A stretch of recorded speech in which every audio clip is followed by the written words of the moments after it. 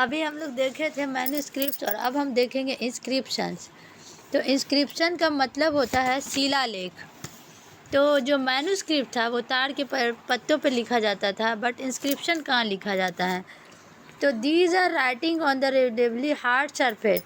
तो ये जो हमारा कठोर होता है उस पर लिखा जाता है। तो जैसे कि example stone, metal can be proper also. तो जो भी मेटल जो कठोर होता था, दैट मीन हार्ड मटेरियल, उस पर लिखा जाता था।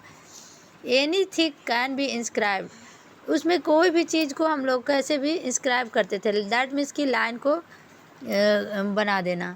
Generally convey the Kings order. तो जनरली जो राजा का ऑर्डर होता था वो उस पर लिख दिया जाता है। जैसे नीचे जो ड्राइंग में है उसको आप दीजिए, राजा के ऑर्डर को उस पर, जैसे हम लोग गेम में कोई चिन्ह बनाते जाते हैं उसी टाइप का समझिए कि है। तो this they are preaching ETC। तो राजा का जो ऑर्डर था, उसका जो शासन व्यवस्था था, वो सबको उसमें लिख दिया जाता था। तो इंस्क्रिप्शन ऑफ अशोका, तो अशोका का जो है, अशोका का है वो कैसे कैसे शासन किए सब उसमें लिखा था। Kings often kept record on the victories and battle of the inscription. तो उस सारे इंस्क्रिप्शन में, शिलालेख में जो भी लड़ाई लड़ा गया, मतलब कलिंग के युद्ध, जैसे कि अशोक के बारे में लिखा गया था, वो कलिंग के युद्ध में युद्ध हुआ, वो सब को लिखा गया था। तो अशोक का बहुत सारा शिलालेख था।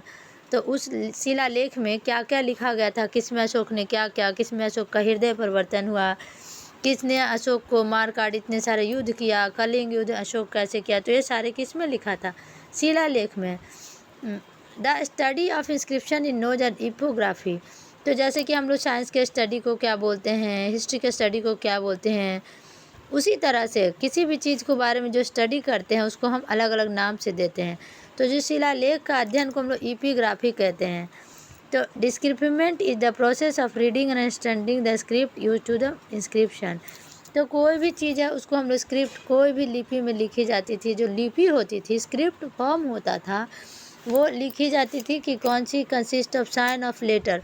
कुछ भी लिपि में लिख दिया जाता था, ये नहीं कि क ख ग ABCD लिखा जाता था। एक सिंबल को एक जगह लिख दिया जाता था, उसको बाद में अभी के स्क्रिप्ट को पढ़ते हैं। तो जैसे अभी हम लोग नहीं बोलते हैं कि कोई पैराग्राफ को लिख दिया गया उसको पढ़ते हैं, कोई भी हिंदी में लिख दिया गया उसको इंग्लिश में ट्रांसलेट करते हैं। उसी तरह जो स्क्रिप्ट फॉर्म था वो लेटर या सिंबल या साइन के रूप में लिखा होता है। जैसे इस पेज में नीचे लिखा हुआ, इसी को लोग बाद में पढ़कर पता किए कि इसमें क्या सिंबल बना है, उसका क्या मीनिंग है और कैसे कैसे हुआ।